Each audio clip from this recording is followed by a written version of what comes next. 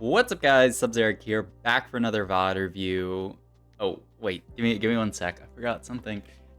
It's off real quick. There we go. There we go. That's looking a lot. Oh, it's a little off center. Maybe like this. Maybe a little bit like that. This is for Nick, who's been in my YouTube comments for. Can't go all the way back like that, right? I don't know. You can see the tag in the back. I did get this thing off Amazon for like not very expensive, so not the best quality top hat, but a top hat nonetheless. But yeah, this is for Nick in my YouTube comments, who has been commenting every day for almost 200 days, asking me to wear a top hat. So I said, you know what, we're getting around the 200-day mark. I should probably wear a top hat. I still don't really like the precedent that this sets, that you can just get me to do something by commenting off of my YouTube videos, but that's fine. In any case, today's VOD is a Dishsoap VOD. We're obviously on the new patch, and everybody talked about how the Syndra Faded comp would be incredibly broken after the patch, and it is quite strong after the patch, but there is another comp that is really, really strong post-patch, and Dishsoap is going to angle it very hard this game because he takes Mana Shield as his first augment. So with the changes to Lillia, if you guys didn't read the patch notes, Lillia received a really, really big buff in that her targeting is now not terrible. She'll now try to actually hit multiple units in a line as opposed to just throwing her ult out and sometimes just completely wasting it. This unit's targeting is buffed a lot. So now you can think about doing stuff like this where you take something like Mana Shield. It averages pretty well if you look at the stats, and having a great time. Also, obviously, needs to be pointed out because I was putting on the top hat, so maybe you guys got distracted by, it's so tall. I had to I have to crouch down a little bit so you can even see the top of it. This is the Zoe encounter where they're only odd levels this game. So with this, there's basically two options we have. We could do a loon reroll if we high roll a lot of balloons, or we could just do fast 7 into fast 9 play around Lillia. Obviously, I'm talking about Lillia, so it's gonna be a Lillia game. It's not gonna be in a loon reroll game. Just letting you guys know as we get into the game. Gargoyle was our only slam here, and it's a fantastic slam. It'll go great onto something like an Annie late game, who would ideally be our main tank. But if we miss on something like an Annie, you can throw it on a Nautilus. It's just a good tank item in general. It's just good, and I love gargoyles for some reason. There's something about it that I really like. Off carousel here, every champion is gonna get a spatula, which is pretty interesting here. You could go for something like a mythic spat potentially.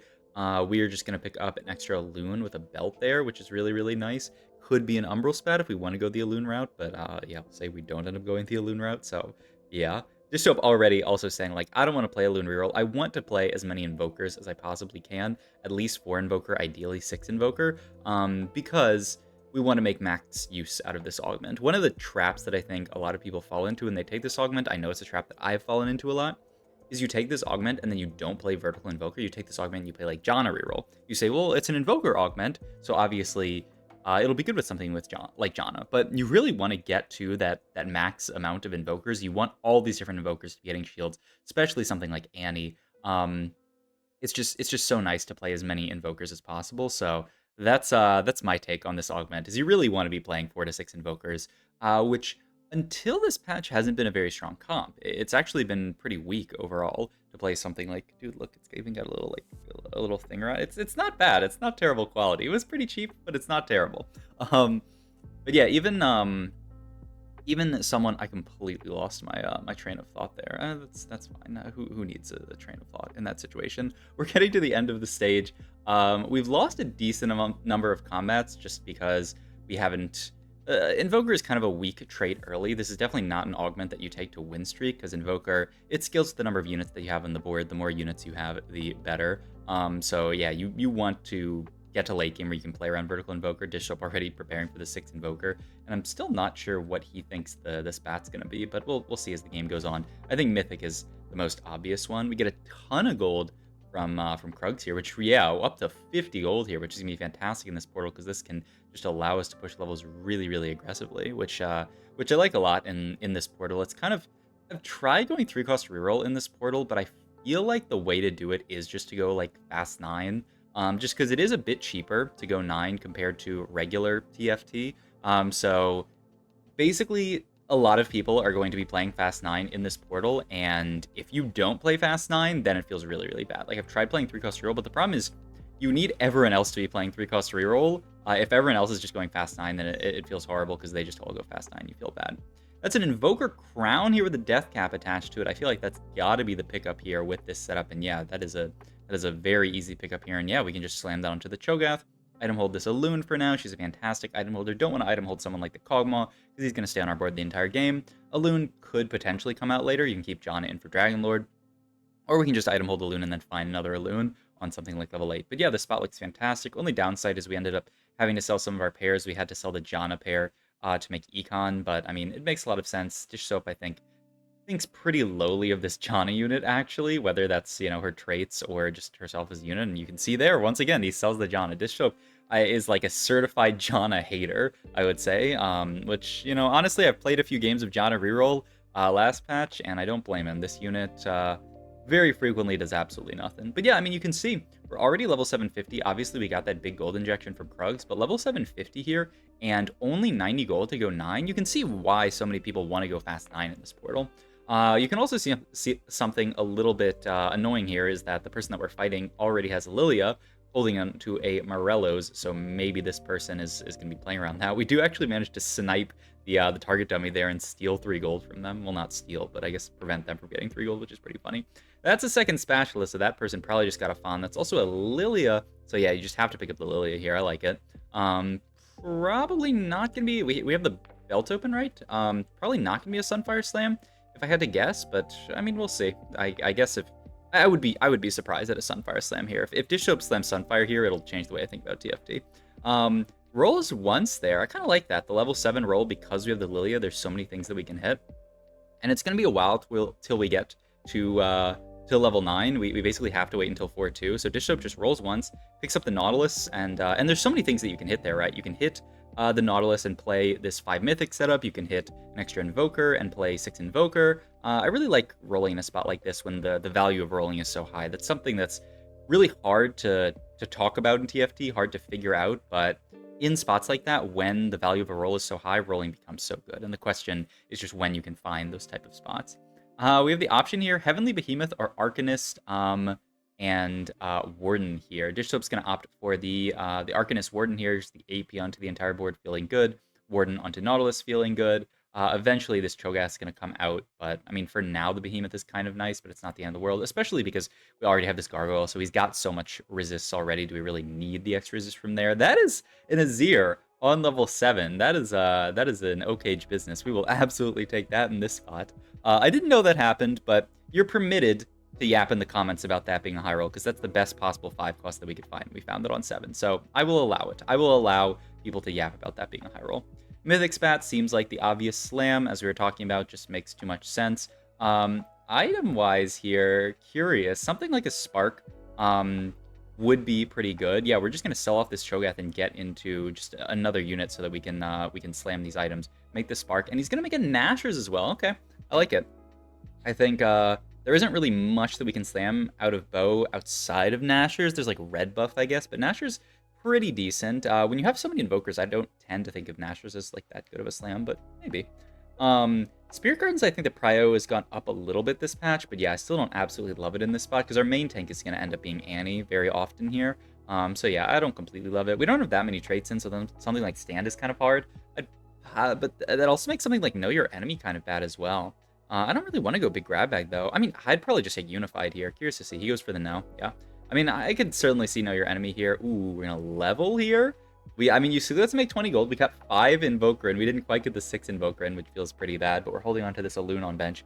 That can just be 6 Invoker. I think you wanted to get 6 in here. But yeah, I mean, you can see, level 9 on 4-2, still making 20 gold. Obviously, we got that big gold injection. Oh my god. I mean, it's... Okay, I will not deal. That is not a high roll, because we're already level 9. And honestly, the second Azir is not even that big of a high roll, because, like, we already have one. Like, finding the first one's the big thing. Gonna continue to roll down here. We pick up the Annie, pick up the Hui, who's gonna come in. Hui, fantastic holder of this Invoker Spat. Gonna get him casting. That feels so good. And yeah, right now we just basically have a few open slots, actually. We have the Alawi still on the board, whose Arcanist Warden pretty sweet, but you could get to like 7 Mythic if you want to play Super Vertical Mythic. Or we could cut a Mythic here. What is the... Are we playing any like kind of awkward Mythic units? I mean, I guess we're playing Nico here. Like the Nico and Alawi could come out for just better units down the line. It'll be interesting to see how Dishsoap caps out this board. Right now, I think, ideally... Is it like a JG, ideally, with the death cap already? I don't really want to go double death cap here. I guess you can just take tank item here, or Morello. Just Morello slam onto Lillia, just saying that we have enough damage here. I think that makes sense. Ooh, okay, yeah, Morello onto Hwei. Yeah, I like this a lot more, actually, after thinking about it. He spreads it so much better. He's still going to have all the mana gen from the invoker. It's a little awkward. The only thing here is that 2-item Hwei, 2-item Lillia, you do really like to finish items on units, but Hwei is just such a good Morello holder. Lillia, after the buffs, still not a good enough Morello holder to really justify it. So yeah, I like this a lot. And he's also, we're 67 HP here. We're super, super rich. We're just playing for max cap in this position, right? We don't really care about getting through the next couple of rounds. We really care about capping out high. Roll a little bit here because we're holding on to a ton of pairs here. Yeah, just trying to figure out what the board's going to be, because like this is a pretty easy sort of like base of the board, the 5 Mythic, 6 Invoker, but the question is this Nico slot and this Alawi slot. I feel like Ornn plus Udyr would have to be the max cap at the end of the game. Those two units are just so good, but we'll see what Dishsoap goes for. Obviously, this feels pretty good right now. We don't actually have the Udyr to play. I guess we have the Cho'Gath that you could throw in, but Ornn plus Cho'Gath does not really sound better. There's also stuff like Dragonlord that you could think about fitting in, but like, how would that really work? You could get like a random Rakan in, Rakan plus Ornn or something like that. I feel like Udyr is so good. He puts Galio in Planner. Oh, he puts Galio in Planner this game, I believe, because someone's going for Galio 3, not because he actually wants a Galio on his board. Ooh, is that a support item that we got here? In any case, level 9 roll down here. There's the Udyr. There's a blue buff. I feel like you have to pick this up. Looks like he might not want Udyr. He's making all his items here just to, but he really wants to roll this round, right? Because we're 4 stacks on this, oh my god. Okay, I mean that's way too Azir too. I think actually Dishsoap at this point in the game said, okay, you guys can yap.